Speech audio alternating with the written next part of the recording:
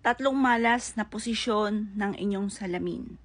O siya mga boss, kung naniwala ka sa ganito, tignan na ang mga posisyon ng inyong salamin. Kung ito po ay maling posisyon, naniwala ka, baguhin niyo po siya. Dahil, imbis po na pumapasok ang swerte, ay lumalabas po kaagad kapag po mali ang posisyon ng inyong salamin.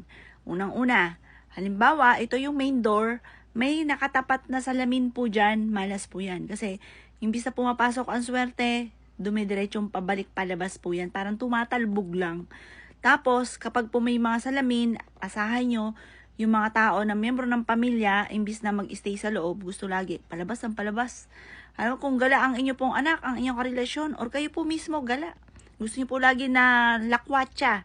Tingnan nyo po yung main door ninyo kung may katapat na salamin. Ultimong, lahat na may tuturing na salamin, ultimong frame, salamin din po yan.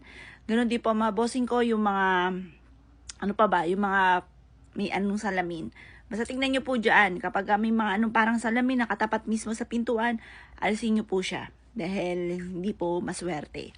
Malas din po kapag syempre, yung salamin ay nakatapat sa higaan.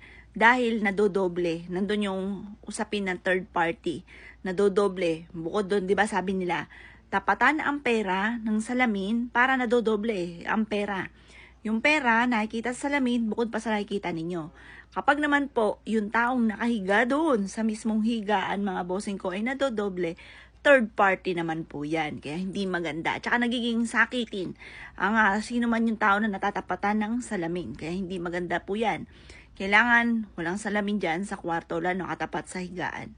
Ganon din po, kapag po halimbawa ang inyo pong opisina ay mismong nakatapat sa inyo ay salamin, hindi ka nakapag-isip ng tama. Lagi kang blanco kasi nadidistract ka doon sa salamin. Kaya alisin nyo po yan. Yan yung mga tatlong posisyon ng inyo punta na sa inyong tahanan or sa inyong pong opisina, sa inyong kwarto na napakamalas kapag nalagyan ng salamin.